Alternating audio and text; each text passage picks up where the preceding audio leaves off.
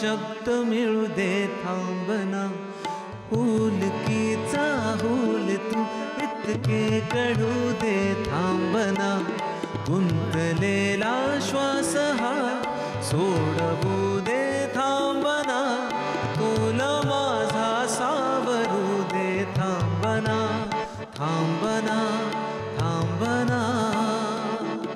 सरसुखाची श्रावणी विनाच rowdy वहा, गुंतण्या तूर फिरुनी आज वेडाची वहा, गुणगुणावे गीत वाटे शब्द मिळू दे थांबना, हुलकीचा हुल तू इतके कळू दे थांबना, गुंतलेला श्वास हा सोडवू दे थांबना, तोला माझा सावरू दे थांबना, थांबना थांबना.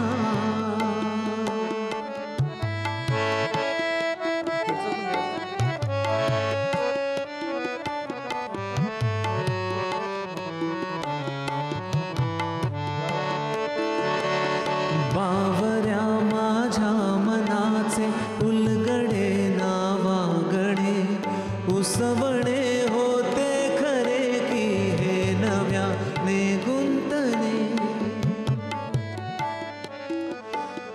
बावऱ्या माझ्या मनाचे उलगडे नावागडे, उसवणे होते खरे की हे नव्याने गुंतणे.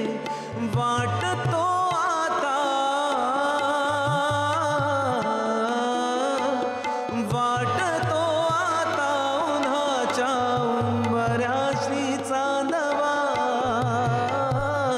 उंबऱ्यापाशी उन्हाच्या चांदवा, चांदवा चांदवा. सरसुखाची श्रावणी विनाच रावडी वहा, गुंतण्या तूर फिरुनी आज वेडाची वहा. सुस्वागतम सुस्वागतम सुस्वागतम. सगळ्यांचं खूप खूप स्वागत आहे या दिवाळी विशेष कार्यक्रमाच्या. विशेष करून आज आमच्या सोबत अभिजित सावंत इकडे आले आहेत. खूप खूप स्वागत आहे अभिजितदा. खऱ्या अर्थानं thank you so much for coming. कारण मला माहिती आहे की हे गाणं सुरू झाल्यानंतर एक नॉस्टॅल्जिया तुमच्यापेक्षा जास्त आम्हाला क्रिएट होतो गायल्यानंतर सुद्धा. पण खूप खूप स्वागत तुमचं आहे. Sudhanshu welcome, Tanay welcome on the show. आणि खऱ्या अर्थानं दिवाळी आहे, तुम्ही बाहेर येतात तर दिवाळीचे लाइटिंग्स पाहिले असतील, दिवाळीची मज्जा पाहिली असेल, तर सगळ्यात पहिला प्रश्न आहे हा माहोल, ही दिवाळी तुमच्याकडे असते तरी कशी, कसं साजरा करता दिवाळी हा सण? आमच्याकडे खूप आधी लहान असताना खूप मजा असायची. आत्ताच्या गोष्टी खूप कमर्शियल झाल्या आहेत म्हणा, किंवा आता मुलं आहेत तर त्या मुलांमध्ये जास्त वेळ जातो आणि त्यांना तयार करण्यामध्ये. पण पूर्वी खूप मजा असायची. म्हणजे सकाळी उठून पहिलं मॉर्निंगला लवकर उठायचं आहे, कारण 5 वाजता उजेड व्हायच्या आधी खाली जाऊन फटाके फोडायचे. एक्झॅक्टली. तो एक वेगळाच माहोल असायचा. पहिला फटाके फोडला तो राजा. हो. आणि ते काहीतरी वेगळंच, म्हणजे आता पण मुलं करत असतील, आणि पण त्यावेळेला खूप ती मजा असायची. सकाळी सकाळी सगळे मित्र, आणि अक्षरशः आम्ही एक ते पॉलिथिनच्या थैलीमध्ये सगळे फटाके घेऊन आणि एकच अगरबत्ती, ती अगरबत्ती स्पेशल असायची कारण सगळ्या फटाक्यांसाठी ती एकमेव असायची. तर ती मग घेऊन मग सगळ्या मित्रांना बोलवा, एकत्र मग सगळे जमा होणार, आणि मग सगळे आपापले असं एक ते वाटे, म्हावऱ्याचे वाटे ठेवतात तसे ते लवंग्या सोलून ठेवलेल्या असायच्या. हो. त्यामुळे तो एक जी मजा, इवन ते किल्ले बनवायचे आणि ते किल्ले बनवलेले असायचे, मग तो रात्री पोडायचा की रात्री कोणतरी मुद्दाम टवाळेगिरी करणार, मुद्दाम रात्रीच कोणतरी काहीतरी किडे करून जाणार, किंवा मग सकाळी आपण उठलं ते हा साबूत आहे ना, व्यवस्थित आहे, सगळ्या त्या अशा खूप गमती जमती होत्या. मला वाटतं शाळेपासून चालू आहे, शाळेची सुट्टी ज्या दिवशी पडणार, मला खूप गोष्टी, म्हणजे अगदी तुम्ही म्हणाला जसं नॉस्टॅल्जिया जी आहे ना, ती गृहपाठाची वही असायची. आता माहिती नाही आता आहे की नाही मुलांना ती, पण ती सजवायची, ती सजवायची ते पण खास असायचं. त्याला एक पॉलिथिनचं एक वेगळं काहीतरी जिलेटिन पेपर लावणार आणि त्याच्यावरती कसं काय नवीन डिझाईन बनवणार, आतमध्ये शुभ दीपावली वेगळ्या पद्धतीने कलरने लिहिणार. ही सगळी गमती जमती ज्या आहेत ना त्या बिफोर मोबाईल त्या टाइम बिफोर मोबाईल एरा मधली आहेत आणि त्या पण खूप मजेदार होत्या. पण ना मला अभिजितदा नेहमी असं वाटतं की तुम्ही जसं म्हटलात की हे सगळं सोशल मीडियाच्या अगोदर आपण सोशल होण्याच्या अगोदरच्या गोष्टी आपण सोशली एकत्र होतो राईट. पण ना या सगळ्यानंतर घरी काय माहोल असायचा, घरी काय फराळ वगैरे स्पेशल आई करायची, आईची स्पेशालिटी, प्रत्येकाच्या आईची काहीतरी स्पेशालिटी असते, चकली चिवडा किंवा काय. तुमच्या घरी कुठली स्पेशालिटी होती की हा फराळ आमच्या घरी कमालच बनतो, असा कोणता फराळ होता आणि का? आमच्या घरात ना अगदी जसं म्हणजे आम्हाला पण मुलांना सवय असते ना की शेवट अगदी एक्झाम ज्या वेळेला अगदी येणार असते शेवटच्या दिवशी त्यावेळेला पुस्तकं उघडून आपण अभ्यास करायला लागतो, तसं दिवस म्हणजे जातील असे. आणि मग शेवटच्या रात्री दिवाळी आता उद्या सकाळी आहे, रात्री सगळे मग करंजा बनवायला घ्या, ते चकल्या बनवायला घ्या आणि मग सगळं पूर्ण रात्र जागायचं. आणि तो एक माहोलच वेगळा असायचा, खूप मजा असायची. आणि माझ्या आईच्या हातच्या चकल्या खूप सुंदर असायच्या, माझ्या मावशीकडून नानकटाई यायची, हा तर तीच स्पेशल तीच फक्त बनवायची आणि त्याच्यावरती ते चारोळी लावून. आता ती वारली बट त्यांनी खूप मस्त ते नानकटाई त्यांच्याकडून यायची. त्यामुळे दिवाळीला मोस्टली ही फराळांच्या ना देवाणघेवाण असायचं. एक्झॅक्टली. आजकाल आपण विकत आणतो आणि सरळ देतो कोणाला तरी, पण त्यावेळेला तो फराळाचा देवाणघेवाण असायचा. त्यावेळेला चव कळायची. कोणाकडे थोड्याशा तिखट चकल्या असायच्या, तर कोणाकडे थोड्याशा गोड असतात, कोणाच्या शंकरपाळ्या गोड असायच्या, तर त्या सगळ्या ज्या रव्याचा लाडू, बेसनचा लाडू, आणि प्रत्येकाच्या घरात वेगळा. लफ्जों में कह ना सकूं, बिन कह भी रह ना सकूं, लफ्जों में कह ना सकूं, बिन कह भी रह ना सकूं. नशा ही नशा रात दिन है, न पूछो ये कैसा प्यार है. लफ्जों में कह ना सकूं, बिन कह भी रह ना सकूं, लफ्जों में कह ना सकूं, बिन कह भी रह ना सकूं.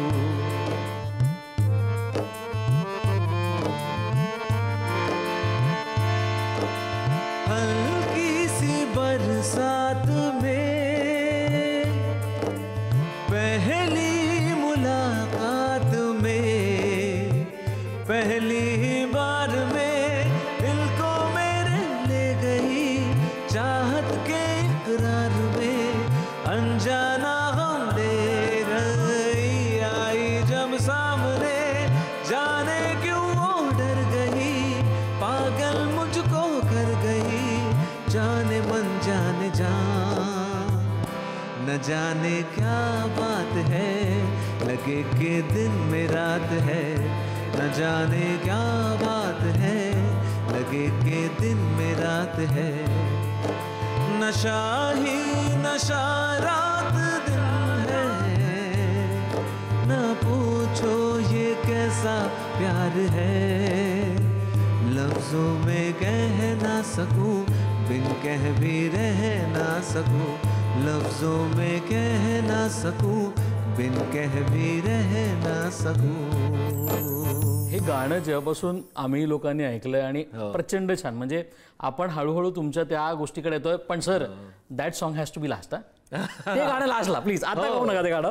पण या सगळ्यानंतर आपल्याला आपली कला कुठे सापडते, तर उत्सवाच्या दरम्यान सापडते. मी तुमच्यासोबत कलाकार केलं तेव्हा तुम्ही असं म्हटलं की कुठे ना कुठे या उत्सवाच्या दरम्यानच आपल्याला कलेची ओळख होते. तुम्हाला पण अशी झाली का की दिवाळीच्या निमित्ताने असेल किंवा गणपतीच्या निमित्ताने असेल, कुठल्या तरी मैफिलीत पहिल्यांदा तुम्ही गायला असाल कुठेतरी, तेव्हा तुमच्या आई वडिलांना तुमची कला सापडली असेल, तुम्हाला ती कला सापडली असेल, असे काही किस्से आहेत का तुमच्याकडे? हो, ॲक्च्युली कलाकारांसाठी गणेशोत्सव सगळ्यात मोठा असायचाच नेहमी. कारण मला आठवतं आम्ही ज्या वेळेला हे सगळं इंडियन आयडल म्हणा किंवा मोठे मोठे सेलिब्रिटी शोज नसायचे त्यावेळेला सगळी मुलं जी असायची ती घोळका करून एकमेकांना फोन करणार आपलं नॉर्मल ह्याच्यामध्ये आणि सांगणार कुठेतरी गणेशोत्सवाचं तिकडे बाजूला मंडळ आहे त्यांनी सिंगिंग कॉम्पिटिशन ठेवली आहे, मग तिकडे आपलं जायचं. कधी ऑर्केस्ट्राज असायचे ते छोट्या छोट्या किंवा कोणत्या पण बौद्ध जयंती असायची त्यावेळची. सगळे सण जे असतात ना एकदम लाईनीमध्ये यायचे सगळे. आणि दिवाळी म्हणजे क्लायमॅक्स. एक्झॅक्टली. दिवाळी हा जो सण आहे तो अगदी क्लायमॅक्स असणार. आपण गणपतीपासून सगळं सुरू करतो, धड धड धड धड नवरात्री येतात आणि त्याच्यानंतर मग दिवाळीमध्ये सगळे उत्सव. सकाळी सकाळी पहाट जी असायची दिवाळी पहाट, तो एक म्हणजे असं वाटायचं की पैसे तर हवेत म्हणून करायचंय पण सकाळी उठावं लागलं. सकाळी सकाळी उठून तिथे म्हणजे अगदी 5 वाजता पोचावं लागायचं. पहिल्यांदा फर्स्ट शो तुम्हाला आठवतो का दिवाळी पहाटचा कुठे केलं काय असं? मी कुठे केलेला तो मला आठवत नाहीये एक्झॅक्टली, पण मला आठवतंय चांगलं दिवाळी पहाट पहिला शो जो होता तो अगदी म्हणजे मी माझ्या मित्रच होते 2-3. दिस इज बिफोर आयडल खूप आधी. आणि त्यांनी म्हटलं की एक शो आहे असंच कुठेतरी कॉलनीमध्ये आहे आणि आपण जाऊन करूया तिथे. म्हटलं हो. असंच आम्ही 3-4 जण असं आम्ही सकाळी सगळे चल झाला का तयार असं करत सगळे बिल्डिंग खाली जमावून आम्ही तिथे पोचलो. आणि 5 वाजता अक्षरशः तिथे कोणच नव्हतं. अंधार एकदम 5च्या पण आधी, कारण सगळं सेटअप करायचं होतं. मग तेव्हापासून मग थोडा थोडा उजेड यायला लागला. तेव्हा पूर्ण त्या टाईममध्ये बसून मग आम्ही विचार करतो लोक येतील की नाही. आणि पहिल्यांदा मी एक्सपिरियन्स करत होतो की सकाळी सकाळी लोक येतील का है ना. आम्ही म्हणजे जे रात्रीचे पण शोज करतो तिथे पण भीती असायची की लोक येतील की नाही येतील. इथे आता आपल्याला वेळ नाही आणि तेव्हा पण येतील का, सकाळी सकाळी उठून कोण येणार. पण ही महाराष्ट्रीयन आपली जो कल्चर आहे ना, आपली संस्कृती आहे म्हणा, आणि त्या संस्कृतीमध्ये कुठेतरी मिसळलेली आहे गोष्ट की लोक तयार होऊन, बायका तयार होऊन मस्त नटापट्टा करून अगदी नवीन कपडे वगैरे कपडे घालून आणि असे तयार होऊन सकाळी सकाळी येऊन बसतात आणि मग गाणं ऐकतात. ते तो जो एक माहोल आहे आणि तो त्यांच्या डोळ्यामध्ये जो एक रिफ्रेशमेंट दिसत असते ना कलाकारांसाठी, आर्टिस्टसाठी, आज आम्ही बघणार आहे. कारण सकाळचा जो वेळ असतो त्याच्यामध्ये तुम्हाला कोणतंच डिस्ट्रॅक्शन नसतं.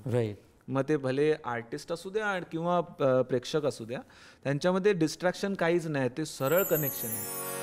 हो इथं कुणी आसपास ना, डोळ्यांच्या कोणात हासना, तू जरा माझ्याशी बोल ना, ओठांची मोहोर खोल ना, तू लगबग जाता माग वळून पाहता, वाट पावलात अडखळली, जशी मावळत्या उन्हात केवड्याच्या बनात नागिन सळसळली, ही चाल तुरु तुरु उडती केस भुरु भुरु, डाव्या डोळ्यावर बट ढळली, जशी मावळत्या उन्हात केवड्याच्या बनात नागिन सळसळली, जशी नागिन सळसळली, जशी नागिन सळसळली. खरं भारी वाटतं ना. आणि खऱ्या अर्थानं सर ही सगळी गाणी आपल्याकडे जी आहे तो प्रचंड ठेवा आहे. म्हणजे आपण मराठी म्हणून का फार लाभार्थी आहोत, कारण आपल्याकडे लाभ घेणारी गोष्टी एवढी संगीतकारांनी गायकांनी ठेवून आपल्याकडे खऱ्या अर्थाने पोथडी, आणि जे आपण काय काढलं की नवीनच सापडतं आपल्याला. तुमचे आवडते गायक, संगीतकार किंवा असं काय आहे का की ज्यांची गाणी ऐकत मग ते मराठी आणि हिंदी तुम्हाला जर विचारलं तर अभिजित कोण असेल आणि का? One of the best times. असं मी एकाला असं कोणाला हे करू शकत नाही, कारण एक कलाकारासाठी काय असतं ना की ज्या कलाकाराकडून नवीन असो जुना असो त्याकडून मिळेल जे शिकायला ते शिकत राहावं लागतं. आणि प्रत्येकाकडे काही ना काहीतरी स्पेशल असतं देण्यासाठी. मग ते R.D. बर्मन असू द्या किंवा S.D. बर्मन असू द्या किंवा आपल्याकडे फडके साहेब असू द्या, सगळे जी पूर्ण पंडितजी असू द्या, हृदयनाथजी, तर सगळ्यांनी जेवढं काय दिलं आहे, लताबाई असू द्या, सगळ्यांचे वेगळ्या वेगळ्या स्पेशालिटी आहे. सगळ्यांकडे काही ना काहीतरी खास आहे देण्यासाठी. एखाद्याचं नाव घेणं हे ॲक्च्युली त्यांच्याच, ते तर महान आहे, त्यांच्यामध्ये काय आहे, पण आपल्यासाठी हे आपण स्वतःला संकुचित केल्यासारखं होईल. पण म्हणून मला असं वाटतं की सगळेच माझ्यासाठी खूप इम्पॉर्टंट राहिलेत. रुपेरी वाळूत माडाच्या बनात येना, रुपेरी वाळूत माडाच्या बनात येना, बनात येना जवळ घेना, बनात येना जवळ घेना. चंदेरीचा हुल लावीत प्रीतीत येना, चंदेरीचा हुल लावीत प्रीतीत येना, प्रीतीत येना जवळ घेना, प्रीतीत येना जवळ घेना.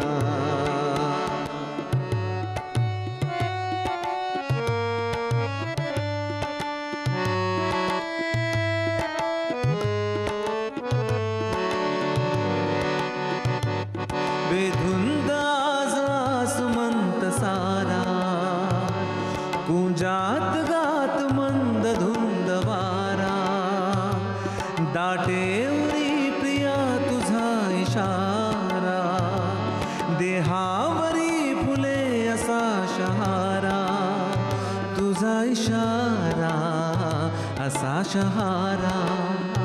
हाय रुपेरी वाळूत माडाच्या बनात येना, रुपेरी वाळूत माडाच्या बनात येना, बनात येना जवळ घेना, बनात येना जवळ घेना. ओ चंदेरीचा हुल लावीत प्रीतीत येना, चंदेरीचा हुल लावीत प्रीतीत येना, प्रीतीत येना जवळ घेना, प्रीतीत येना जवळ घेना.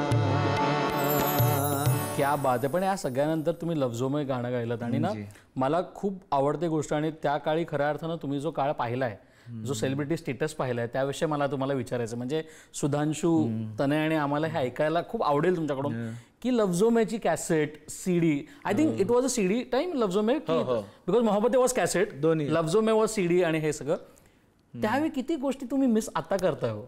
त्यावेळीचं तुमचं सही केलेलं मोहब्बते लुटांगाचं कॅसेट आमच्याकडे अजून, माझ्याकडे. So how do you feel like आणि how much you miss it? खूप त्यावेळच्या त्या गोष्टी ज्या होत्या ना, एक खास गोष्ट त्यामध्ये ही होती, ती लोक कलेक्ट करून ठेवायचे. कलेक्शनचा एक भाग होता आणि आम्ही फ्लॉन्ट करायचो की अरे माझ्याकडे सीडी, ही सीडी आहे. मी इवन म्हणजे 2007-08च्या दरम्यान पण ज्या वेळेला मी बाहेर जायला सुरू केलेलं, मग आम्ही बाहेरगावी जायचो आणि मग हे पहिले असे स्टोअर शोधायचो, म्युझिक स्टोअर, आणि मग तिथे जाऊन तिकडचं म्युझिक आणायचं, तिकडच्या कलाकारांची गाणी आणि त्यांचं म्युझिक जे आहे ते घ्यायचो. त्यामुळे तिथे जाऊन त्या गोष्टीला समजण्याचा एक वेगळाच आनंद असायचा. आजही म्हणजे मला आठवतं की आम्ही जायचो, ते प्लॅनेट एम म्हणून असे स्टोअर्स असायचे, आणि मग तिथे जाऊन 15-15, 20-20, कधी 1-1, 2-2 तास फक्त हेडफोन लावून आपण जसे वाचनालयात बुक वाचायचो तसं गाणी ऐकायचं. आता हे कल्चर आता मुलांना सांगितलं त्यांना कळणार पण नाही काय आहे. पण त्यावेळेला म्हणजे कधी असं वाटायचं की आता म्हणजे माचीसचा, मला आठवतं माचीस अल्बम ज्या वेळेला फर्स्ट टाइम आलेला, त्यावेळेला त्या स्टोअरमध्ये फक्त माचीसच्या कॅसेट्सच होत्या पूर्ण स्टोअरमध्ये. त्यांनी वॉलपेपरच बनवलेला, इतके कॅसेट्स होते. मोहब्बते ज्या वेळेला रिलीज झालेलं, आपका अभिजित सावंत त्यांनी माझ्याकडून ऑटोग्राफ घेतलेला त्या पेपरात. आणि तुम्ही बघाल तर तो ना गोंधळलोय मी तिथे ऑटोग्राफ बरोबर नाही लिहिलंय मी, पण तेच छापलं आणि ते सगळ्यांकडे आहे आजही. एक्झॅक्टली. तो एक रॉनेस, तो एक जो ठेवणीतली गोष्ट होती ना, आजही. आता ह्याच्या पुढचं जे कल्चर आहे ते तुम्ही स्पॉटिफायवरती कव्हर दाखवता किंवा कोणत्या सोशल मीडियावरती आहे, पण ज्या वेळेला अशा रील्स येतात आणि ते लोक कॅसेट काढतात त्यावेळेला एक आनंद, एक नॉस्टॅल्जिक फिलिंग जी आहे ना आपल्या कामाबद्दलची, ती एक वेगळीच पावती देते. की आपण पुढचा विचार करतो, आपण हे एक वर्ष विसरतो, आता पुढे जाऊया असं म्हणतो. तर पुढे जाताना अभिजित सावंत यांना काय काय गोष्टी करायच्यात आपल्या मराठी सिनेसृष्टीसाठी आणि हिंदी सृष्टीसाठी काय काय करायचं? खूपशा गोष्टी आहेत माझ्यासाठी. मी नेहमी आपल्याबद्दल एक गोल बनवतो. दरवर्षी मी विचार करतो की मला एवढ्या अचीवमेंटपर्यंत तरी पोचायचं आहे आणि त्यासाठी मी प्रयत्न करत असतो. कधी कधी पण त्या गोष्टी मिळत नाही, कधी कधी मिळतात. हे पाठीपुढे चालतच राहतं. आणि आत्ता आल्यानंतर म्हणजे ह्या एजमध्ये आल्यानंतर मला असं वाटायला लागलं की काम करणं इज मोर इम्पॉर्टंट. जर तुमच्या हातात काम आहे तर ज्या पण गोष्टी होतील त्या तुम्ही चांगल्याच कराल आणि त्याच तुमच्या एक आयडेंटिटी म्हणू शकतो, त्याच तुमच्या तुमची ओळख बनणार आहे. तर कधीच विचार नाही केला, जसं तुम्ही म्हणाल की कधी तर विचार असा कधीच नाही केलेला. मी पण एक शाहूनगर मराठी मीडियम, राजा शिवाजी विद्यालय दादरमधला सगळं करून असंच नॉर्मल चाललेली आयुष्य आणि फक्त कलाकार होतो, कला पुढे न्यायची होती. पण जर ऑनेस्टीने आपण प्रयत्न करत राहिलो तर कधी कधी चांगल्या गोष्टी होतात. आणि ते होणारच आहेत आणि चांगल्या नाही, ते गाला गोष्टी होणार आहेत. खूप खूप धन्यवाद. Thank you so much. आणि प्रेक्षको, तुम्ही काळजी करू नका. तुम्हाला असं वाटलं असेल श्रेयस तू ते गाणं विसरलास का, ते गाणं आपण आयुष्यात विसरू शकत तर अभिजितदा कसे विसरतील. त्यामुळे आपण सांगत त्याच गाण्यापासून करणार आहोत. पण दिवाळीत जशी खऱ्या अर्थानं आपण नवी सुरुवात करतो, तर जमिनीवर राहून नवी सुरुवात आणि खरं तर आपण म्हणतो आकाश एवढी झेप घेणं काय असतं, तर ते अभिजित सावंत यांना पाहूनच आम्हाला कळतं. Thank you so much for coming here and सांगत तुमच्यापासून. बिफोर सुरुवात करण्याआधी श्रेयस, थँक्यू सो मच मला इथे बोलवल्याबद्दल. आणि एवढा चांगला टाईम गेला माझा इथे. आणि प्लस ऑफकोर्स पुढारी न्यूज, त्यांनी मला इथे आमंत्रण दिलं. आणि माझे 2 मित्र इथे बसले आहेत, खूप सुंदर त्यांनी माझ्याबरोबर स्वर साधलाय. तर होऊन जाऊ द्या. Yes, let's have it. हो कितना सुहाना सा ये अपना सफर है, आपकी दुआओं का सारा असर है, आपका है सब कुछ, आपको नजर है, आपकी इनायतों पे यार बार बार सर को मैं झुकाऊंगा, इस मंजर को इस पल को भूल ना पाऊंगा, मैं भूल से ना पाऊंगा, मोहब्बत लुटाऊंगा, मैं छेड़ के मन का साज साज फिर गाऊंगा, फिर सबके दिल को आज आज बहलाऊंगा, इस मंजर को इस पल को भूल ना पाऊंगा, मैं भूल से ना पाऊंगा, ओ इन लम्हों का मुझे कब से इंतजार था, इन खुशियों के लिए कब से बेकरार था, मंजिल मिलेगी मुझे पूरा एतबार था, इन पलकों में लेके सपने हजार दूर तक जाऊंगा, इस मंजर को इस पल को भूल ना पाऊंगा, मैं भूल से ना पाऊंगा, मोहब्बत लुटाऊंगा, मैं छेड़ के मन का साज साज फिर गाऊंगा, फिर सबके दिल को आज आज बहलाऊंगा, इस मंजर को इस पल को भूल ना पाऊंगा,